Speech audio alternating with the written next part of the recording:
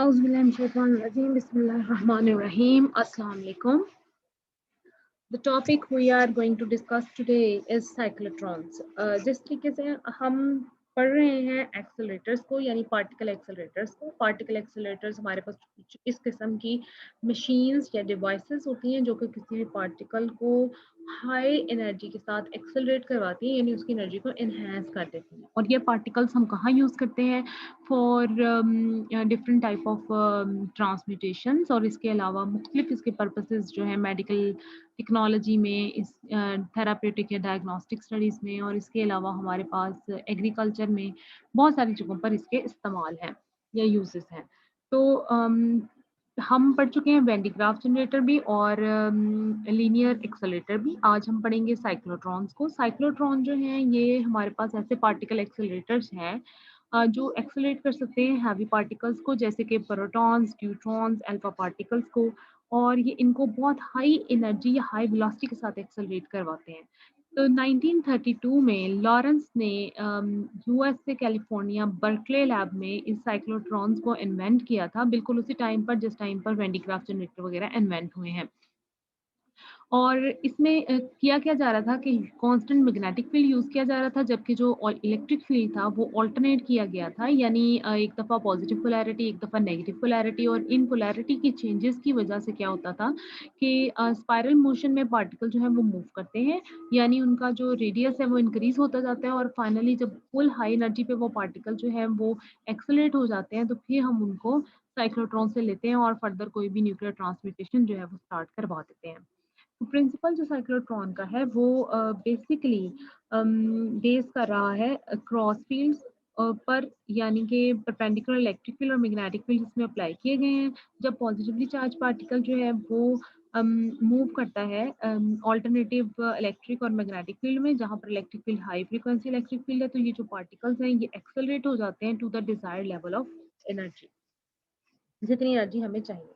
Construction में cyclotron में हमारे पास दो होलो मेटालिक डीज होती हैं, क्योंकि डी शेप्ड हैं तो इसलिए इनको डी कह रहे हैं, और ये हमारे पास मेटालिक इलेक्ट्रोड्स हैं। ये जो डीज हैं इनके दरमियान में स्मॉल गैप होता है, और इस सारे अरेंजमेंट को हमने एक इवैक्यूएटेड फ्लैट चैम्बर में जो है इनक्लोज किया होता है।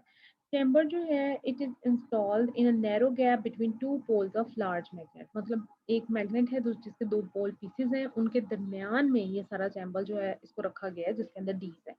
डीज जो है they are placed back to back in chamber having 10 की power -3 millimetre of pressure of mercury.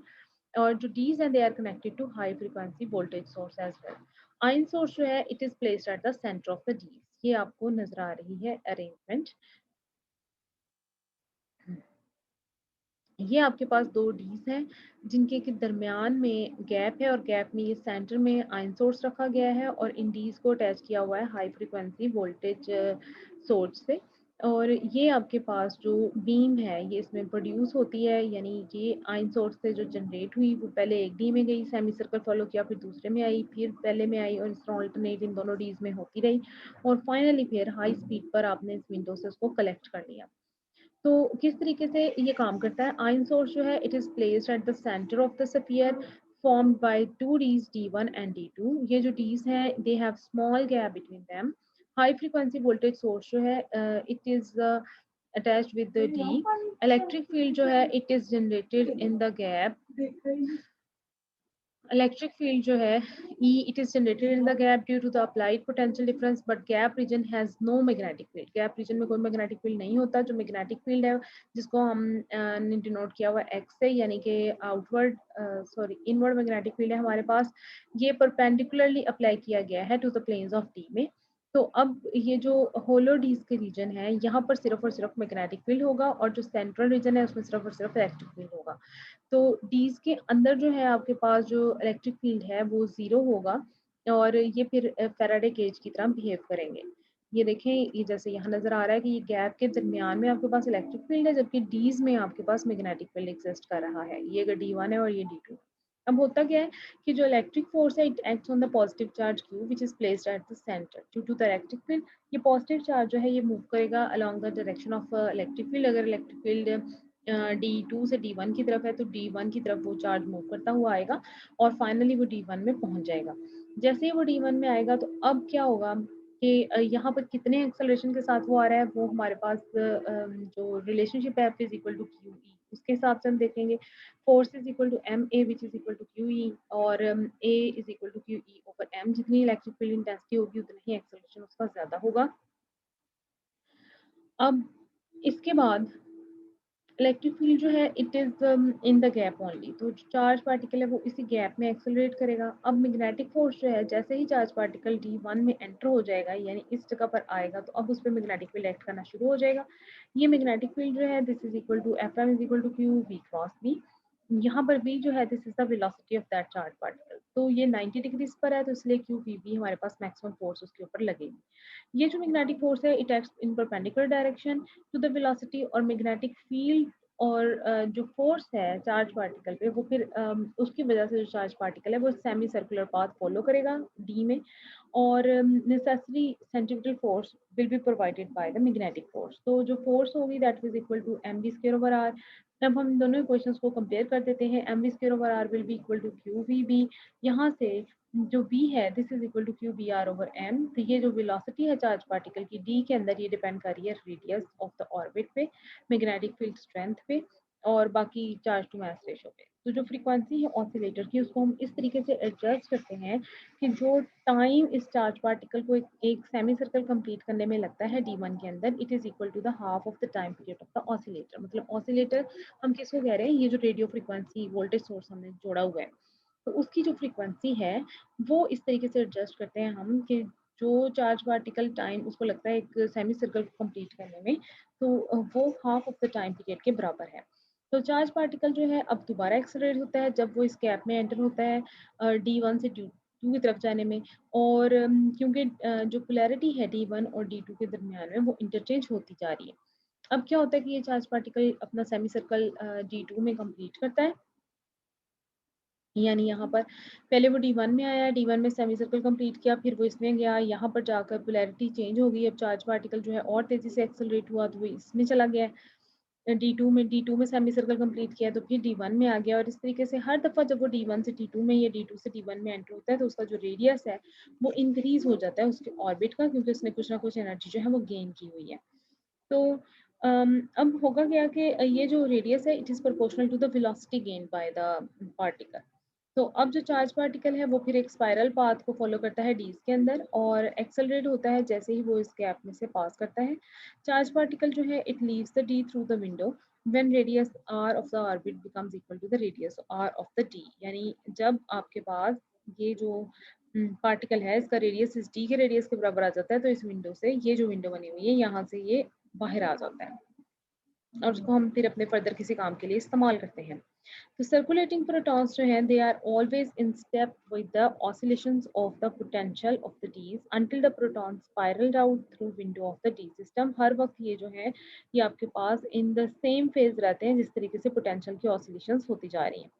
तो रेजोनेंस हमें कब मिलती है, जब हम प्रोटॉन जो है when the time taken by the proton to complete semicircle is equal to the half of the time period of the applied voltage। मतलब जब half of the time period of the applied voltage becomes equal to the time taken by the proton to complete semicircle तो उस condition को हम resonance condition कहते हैं। Time period applied voltage का कितना होगा, t is equal to 2 pi by omega और which is equal to 2 pi R over V, क्योंकि v is equal to R omega होता है तो यहाँ से फिर हम इसको इस फॉर्म में लिख देते हैं omega is equal to V over are.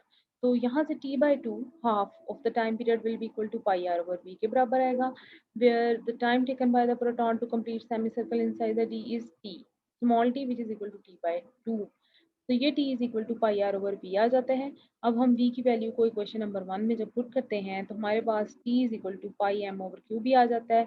यानी प्रोटॉन को जितना टाइम लगता है एक सेमी सर्कल कंप्लीट करने में it does not depend upon the velocity. अब ये सिर्फ और सिर्फ किन चीज़ों पे डिपेंड कर रहा है, ना ही रेडियस पे डिपेंड कर रहा है, ये सिर्फ और सिर्फ डिपेंड कर रहा है मैग्नेटिक फील्ड स्ट्रेंथ। और ये जो टाइम का रेसिप्रोकल है उसको फ्रीक्वेंसी कहते हैं। तो frequency is equal to Q B over pi M. तो Q और M जो है यहाँ पर कांस्टेंट है। ऑसिलेटर जो है उसको हम डिज़ाइन करते हैं to work at a single fixed frequency. तो उसके लिए फिर हम क्या करते हैं कि जिसको हम ट्यून कर सकते हैं by varying the magnetic field. तो जब F is equal to Q B over pi M condition satisfy हो जाती है तब तक हम B की वैल्यू को वेरी करते रहते हैं। तो इस तरीके से कई चार्ज पार्टिकल्स जो हैं वो D के अंदर सर्कुलेट करते हैं और वो एक बीम की तरह एमर्ज करते हैं। तो ड्यूट्रॉन्स जो है उनको हम एक्सेलरेट कर सकते हैं साइक्लोट्रॉन्स में, क्योंकि ड्यूट्रॉन्स जो है वो चार्ज पार्टिकल्स हैं और उनका चार्ज प्रोटॉन के बराबर है। लेकिन न्यूट्रॉन्स या कोई चार्जलेस पार्टिकल को साइक्लोट्रॉन में एक्सेलरेट नहीं किया जा सकता। अगर आप हाईली एनर्जेटिक न्यूट्रॉन्स चाहते हैं या एक्सेलरेटेड न्यूट्रॉन्स चाहते हैं तो फिर उसके लिए हम क्या करते हैं, हम हाई एनर्जी न्यूट्रॉन की बीम को एक्सेलरेट करवाते हैं। ये बीम जब प्रोड्यूस होती है तो इस बीम को हम ब्रिलियम टारगेट के ऊपर फॉल करवाते हैं और due to the smashing of these neutron beam on the beryllium target हमें हाई एनर्जी न्यूट्रॉन्स मिलते हैं जो एमिट होते हैं उस ब्रिलियम टारगेट में से, और उसको फिर हम हॉस्पिटल्स में कैंसर थेरेपी के लिए इस्तेमाल कर सकते हैं। अब कितनी एनर्जी जो है वो ये पार्टिकल्स गेन करते हैं जब आपके पास उनको एक्सेलरेट कराया जाता है साइक्लोट्रॉन में। तो मैक्सिमम एनर्जी जो है जो कोई भी चार्ज पार्टिकल एक्वायर कर सकता है, ये सिर्फ तब होता है जब radius of the orbit of the particle becomes equal to the radius of the D which is equal to capital R. तो अब kinetic energy will be equal to half M V square. तो magnetic force provide कर रही है centimetre force, तो Q V B is equal to M V square over R. तो V maximum will be equal to Q B R over M where capital R shows the radius of the D. तो question number 5 को जब 4 में put करते हैं तो K E maximum will be equal to Q square B square R square over 2m के बराबर आ जाता है। तो मैक्सिमम काइनेटिक एनर्जी जो है चार्ज पार्टिकल जो अचीव करता है, it depends upon the magnetic field B which does not accelerate and it is independent of electric potential. ये इलेक्ट्रिक पोटेंशियल के इंडिपेंडेंट है। आप ये देखें कि सिर्फ ये बी पे डिपेंड कर रही है। तो हाई पोटेंशियल डिफरेंस जो है डी को जब आप अप्लाई करते हैं तो it only gives the particle a large kick with each cycle. तो उससे क्या होता है कि हर साइकिल में एक बड़ा ऑर्बिट जो है वो जनरेट करता है या जो पार्टिकल है वो ज़्यादा एनर्जी एक्वायर कर लेता है। लिमिटेशंस इसमें क्या होती हैं कि साइक्लोट्रॉन फ्रीक्वेंसी जो है ये डिपेंड नहीं कर रही है रेडियस ऑफ द ऑर्बिट पर, और जो साइक्लोट्रॉन फ्रीक्वेंसी है वो ऑसिलेटर फ्रीक्वेंसी के साथ इन फेज रहती है। लेकिन होता क्या है कि जब आप किसी लेस मैसिव या लाइटर पार्टिकल को साइक्लोट्रॉन में एक्सेलरेट करवाना चाहते हैं तो उसके नतीजे में क्या होता है कि बहुत ही जल्द वो इतनी ज़्यादा वेलोसिटी अचीव कर लेता है which is comparable to the speed of light. तो फिर रिलेटिविस्टिक इफेक्ट्स जो हैं वो अप्लाई होना शुरू हो जाते हैं और उसकी वजह से मैस जो है पार्टिकल का इंक्रीज करने लग जाता है। ये रिलेटिविस्टिक मैस को हम लिख सकते हैं M nought over 1 minus beta square under root, जहाँ पर बीटा जो है it is the ratio of the velocity and the speed of the particle to the speed of the light, जिसको आप वेलोसिटी पैरामीटर भी कह सकते हैं। तो ये जो साइक्लोट्रॉन फ्रीक्वेंसी है ये फिर चेंज हो जाती है due to the mass variation. जब मैस चेंज होगी तो जाहिर है ये फ्रीक्वेंसी भी चेंज होगी। ये फ्रीक्वेंसी का रिलेशनशिप था हमारे पास Q B over pi M. तो अब आप ये देखें कि ये एम के चेंज होने की वजह से एफ की वैल्यू चेंज हो जाएगी। एम इंक्रीज कर जाएगा तो फ्रीक्वेंसी लेस हो जाएगी। जैसे फ्रीक्वेंसी लेस होगी तो रेजोनेंस फ्रीक्वेंसी जो है मिस मैचिंग की वजह से रेजोनेंस का फिनोमेना खत्म हो जाएगा और फिर क्या होगा, हमारे पास एक्सेलरेशन जो पार्टिकल का हो रहा था उसके ऊपर फर्क पड़ेगा। साइक्लोट्रॉन फ्रीक्वेंसी जो है वो आउट ऑफ स्टेप हो जाएगी ऑसिलेटर फ्रीक्वेंसी से और डिवाइस फिर प्रॉपर्ली वर्क नहीं करेगा, यानी रेजोनेंस कंडीशन अब फुलफिल नहीं हो रही है तो डिवाइस भी प्रॉपर्ली वर्क नहीं करेगा। तो पार्टिकल्स जो है फिर आप उनको बहुत हाई स्पीड पर एक्सेलरेट नहीं करवा सकेंगे। तो लाइट पार्टिकल जैसे इलेक्ट्रॉन्स वगैरह हैं उनको तो आप एक्सेलरेट करवा भी नहीं सकते इस साइक्लोट्रॉन में, क्योंकि उसकी स्पीड जो है वो बहुत जल्दी स्पीड ऑफ लाइट के बराबर हो जाती है। और सेकेंडली हम इसमें अनचार्ज पार्टिकल्स जो है उनको भी एक्सेलरेट नहीं करवा सकते क्योंकि उनके ऊपर कोई इफेक्ट ही नहीं होता है इलेक्ट्रिक फील्ड का।